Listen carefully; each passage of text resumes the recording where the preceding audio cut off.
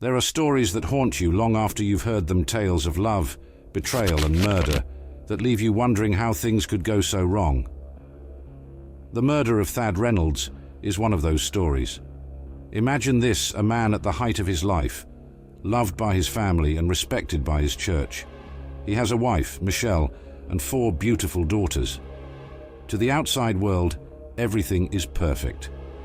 But behind closed doors, there's a secret so devastating that it will tear apart not just one life, but many.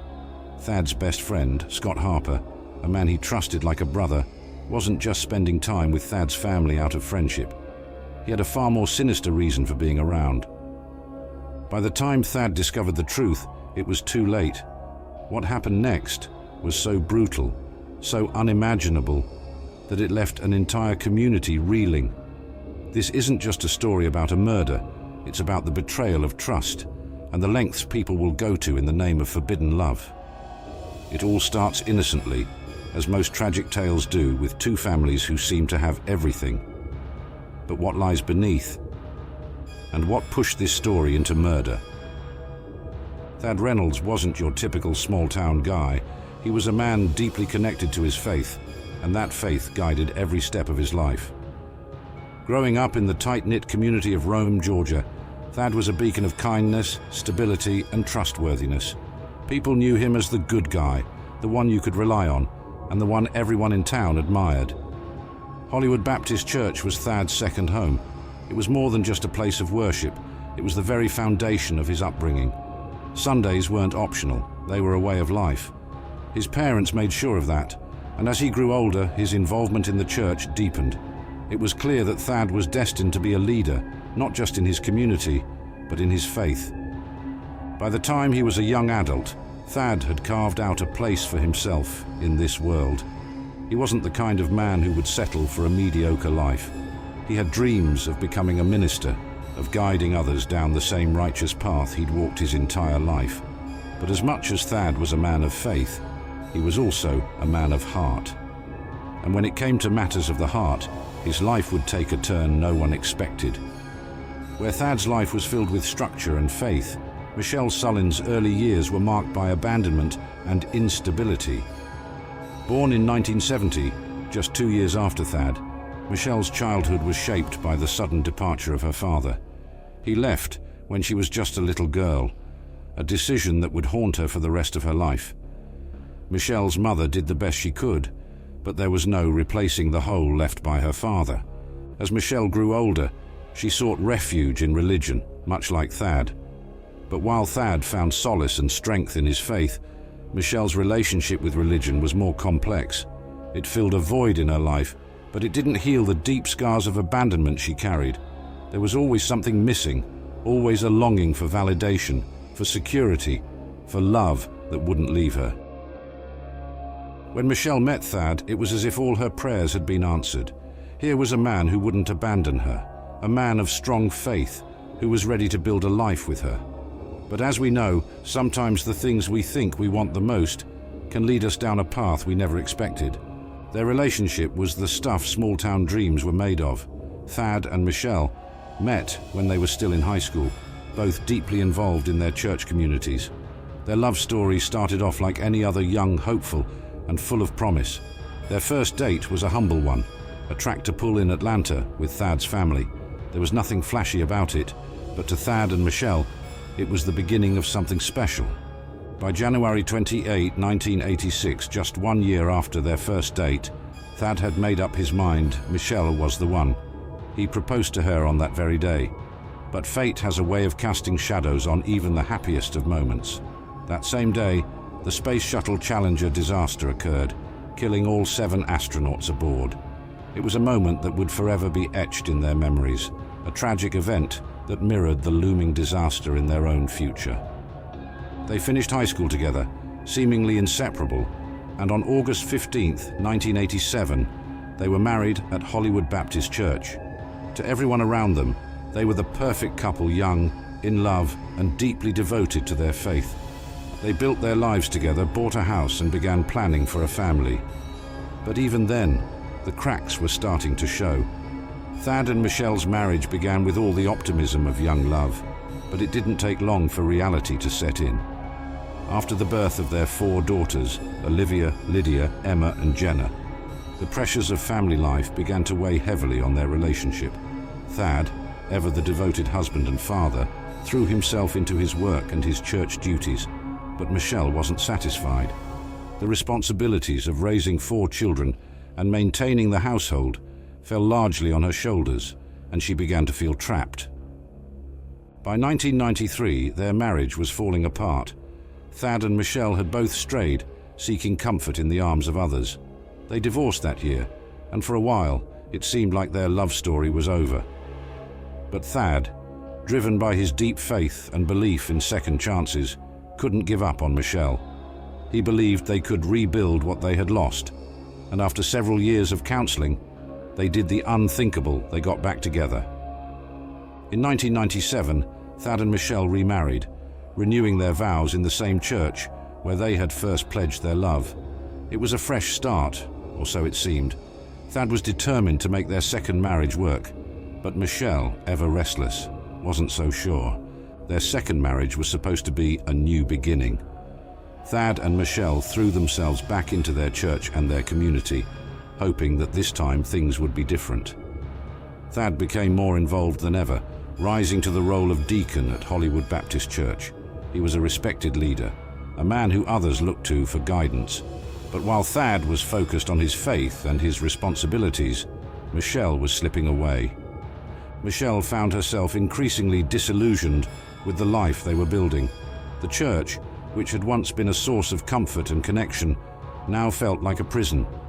Thad's growing role in the church only made things worse. He talked of becoming a full-time minister, a prospect that filled Michelle with dread.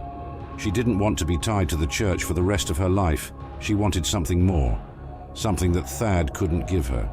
It was around this time that Michelle began to grow closer to Scott Harper, a man who, like Thad, was deeply involved in the church. Scott was different, though. He wasn't as rigid, as controlled, as focused on faith as Thad was. He was fun, light-hearted, and most importantly, he paid attention to Michelle in a way Thad hadn't in years. Scott Harper was a man of the church, just like Thad. A youth pastor at Hollywood Baptist, he had known Thad for years. The two men were close friends, sharing a mutual respect and a strong faith. Scott was married to Paige, and the two families spent a lot of time together. Church outings, camping trips, and family barbecues were regular events for the Harpers and the Reynolds. Scott was everything Thad was: charismatic, devoted to his family, and dedicated to his role in the church.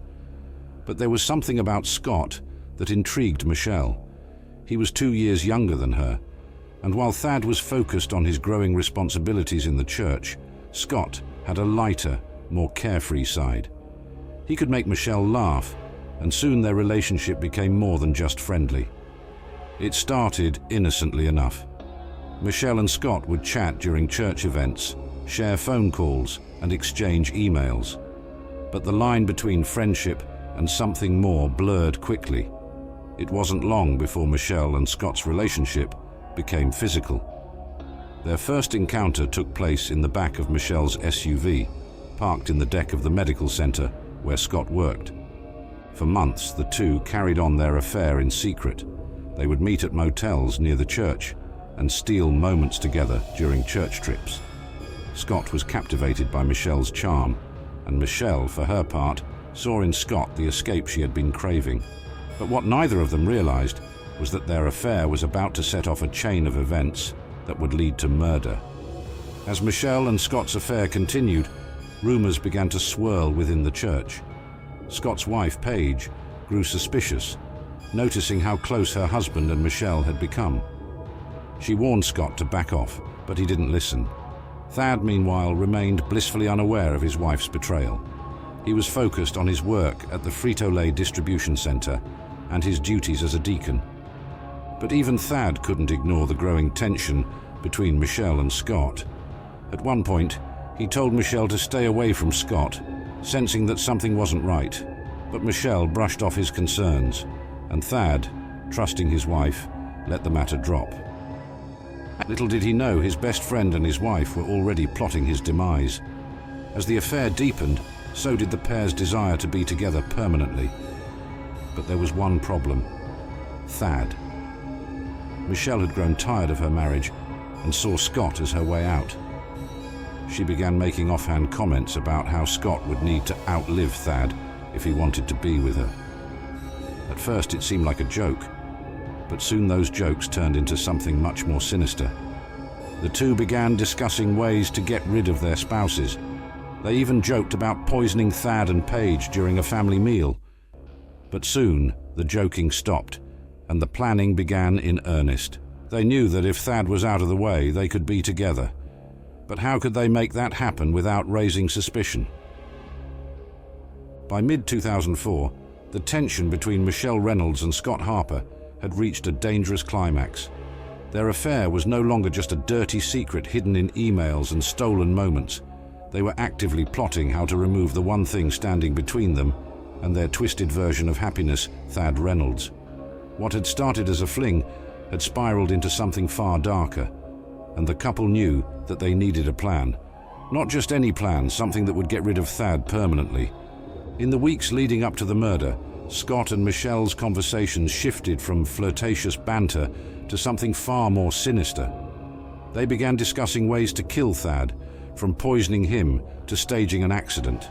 They joked about adding extra butter to his food to clog his arteries faster, but those jokes soon turned serious.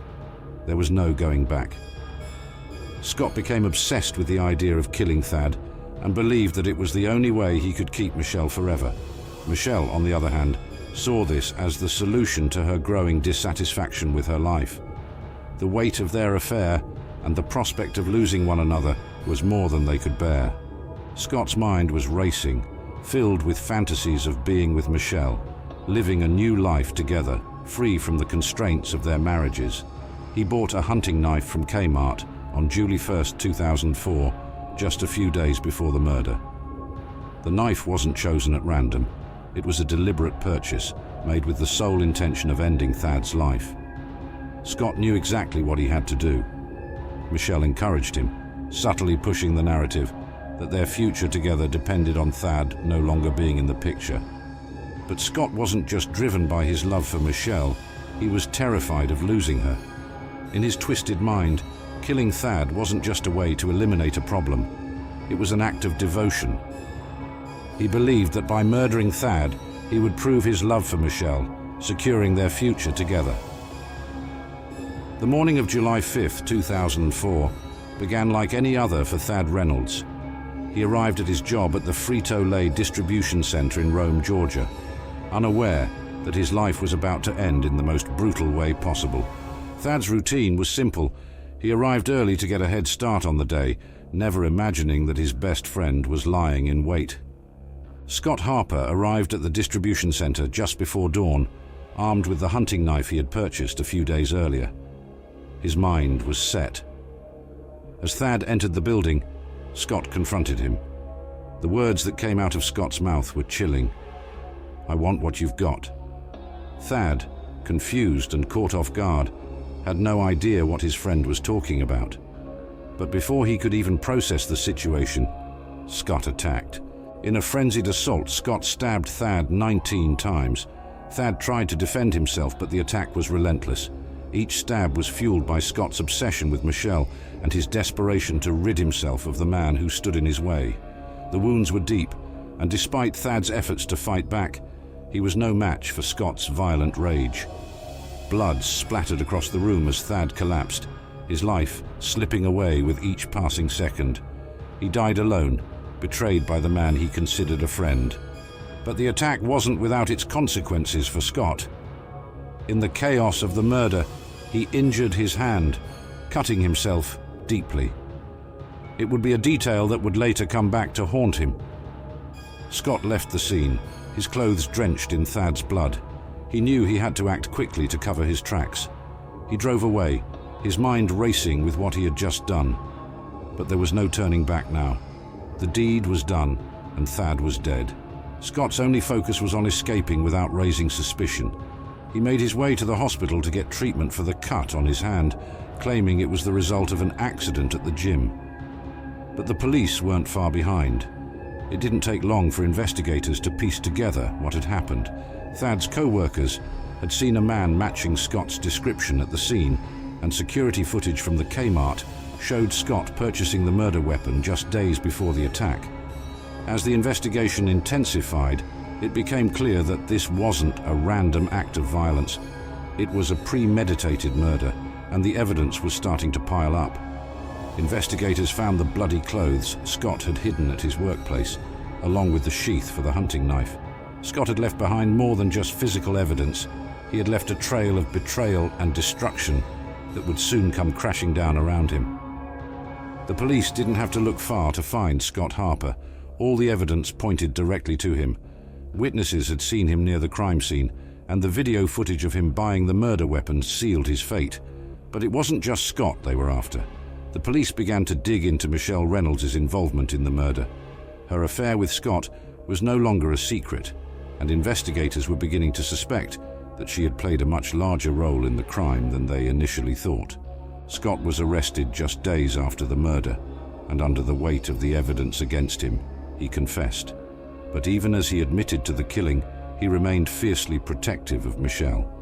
He claimed that she had nothing to do with the murder, that he had acted alone out of love and desperation. But the police weren't convinced.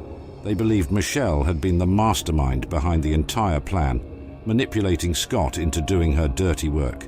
The investigation into Michelle's role in the murder was more complicated. While the affair was undeniable, and there were plenty of rumors and suspicious behavior, the police didn't have the same level of concrete evidence against her, but they weren't about to let her walk away without facing justice. Michelle Reynolds wasn't the typical grieving widow. From the moment Thad was found dead, people around her noticed something strange. She wasn't crying, she wasn't devastated. She was almost relieved. Some even described her as cold and unemotional, making offhand jokes just days after her husband's murder. It didn't sit right with anyone, and it certainly didn't sit right with the investigators. As they dug deeper into Michelle's relationship with Scott, the police uncovered a trove of emails and phone records that painted a disturbing picture. Michelle had been the one to push Scott into murdering her husband. She may not have held the knife, but she had planted the idea in Scott's head. In one email, sent just days before the murder, Scott expressed his hesitation, writing, "I'm ready for tomorrow. Stop me if you have any hesitation." Michelle's chilling response, "No hesitation, I'm ready."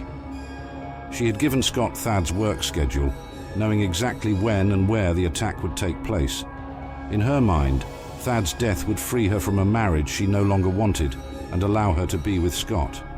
But when Scott confessed to the murder, he continued to protect Michelle, insisting that she hadn't been involved.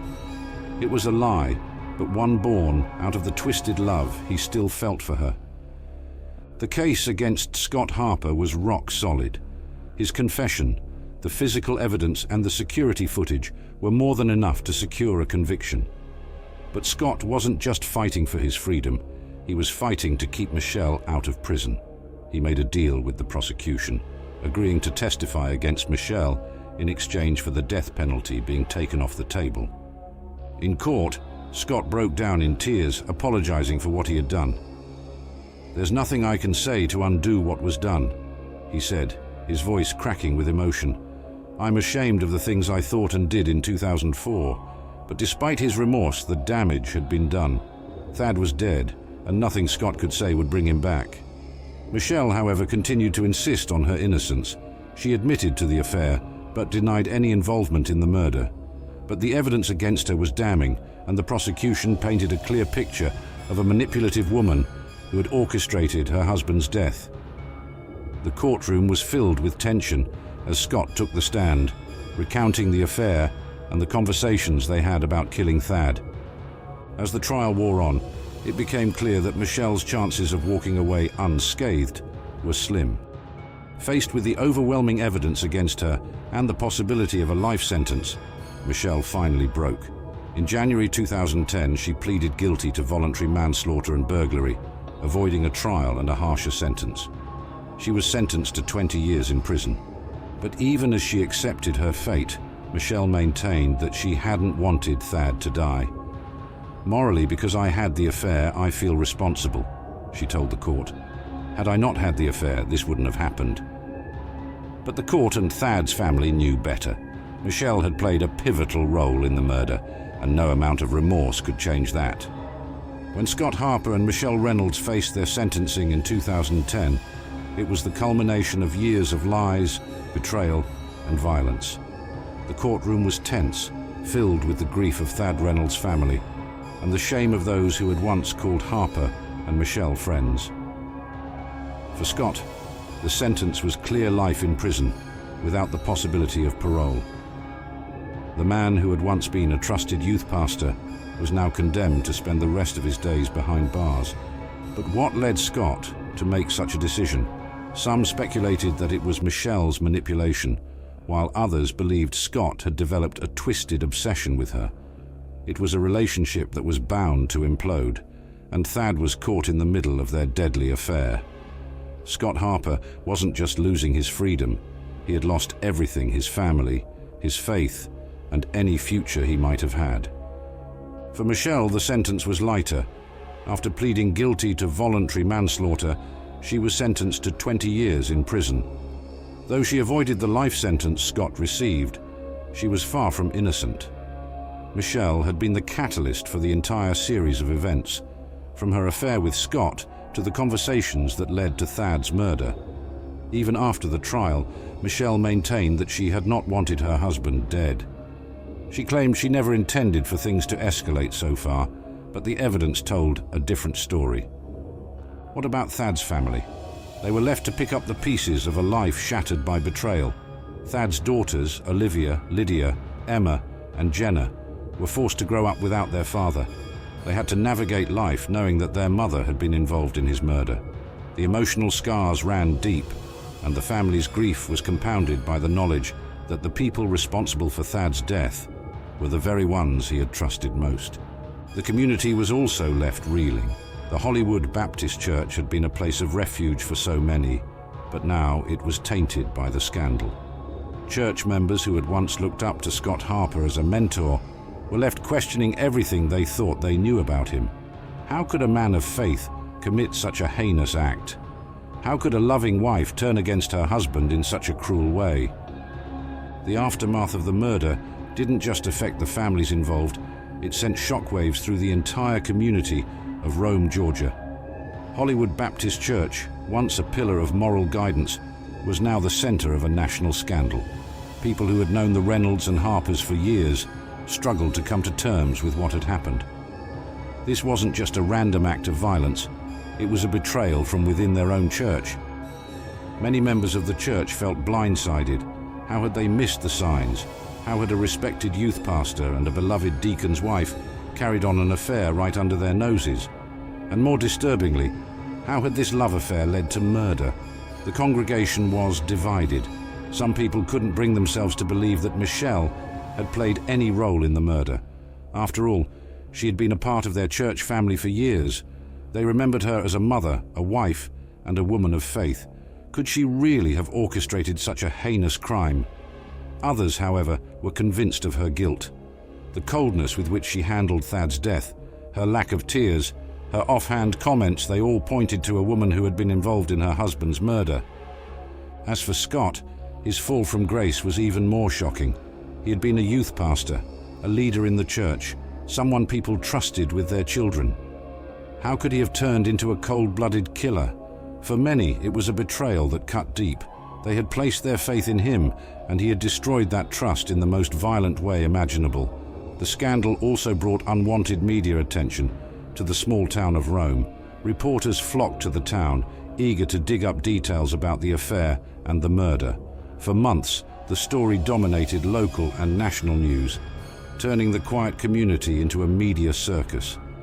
The town's residents were thrust into the spotlight, forced to grapple with the fallout of a crime that had torn apart two families and left a lasting stain on their church. Years later, the effects of the murder still linger. Thad's daughters, now adults, carry the weight of their father's death and the knowledge that their mother had a hand in it. Growing up, they had to reconcile their memories of their mother with the reality of her involvement in such a horrific crime. How do you process the fact that the person who gave you life was also complicit in taking the life of the man who loved you most? The emotional toll on Thad's family was immense. His daughters were not allowed to visit Michelle in prison until they were adults, creating a chasm between them and the woman who had once been their mother. Even after Michelle's release, that relationship would be forever fractured.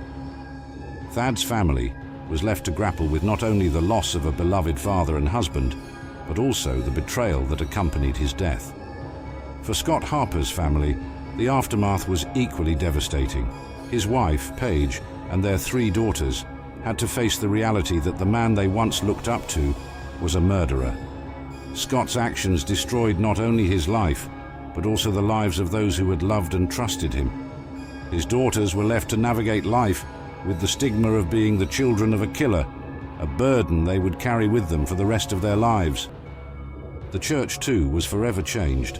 The murder cast a long shadow over Hollywood Baptist Church, tainting its reputation and shaking the faith of its congregation. The scandal forced the church to confront uncomfortable questions about trust, leadership, and the nature of sin. Could they ever truly recover from such a betrayal? Some members left the church altogether, unable to reconcile their faith with the actions of those they had once revered. What drives people to commit such horrific acts? Was it love, desperation, or something darker that led Michelle Reynolds and Scott Harper to murder Thad Reynolds? In the end, their actions were the result of a toxic combination of betrayal, obsession, and a disregard for the value of human life. Thad's death was a tragedy, not just for his family, but for everyone who had placed their trust in the Reynolds and Harper families. Michelle will soon be released from prison, but she can never escape the legacy of her involvement in Thad's death. Scott Harper will remain behind bars for the rest of his life, haunted by the consequences of his actions. For those left behind, the scars of this crime will never fully heal. If you found this story as chilling as we did, make sure to comment, share, and subscribe to the channel. Don't forget to hit the bell icon to stay updated on more gripping true crime stories. Every story has more than one side. What do you think drove these 2 to such extreme measures? Let us know in the comments.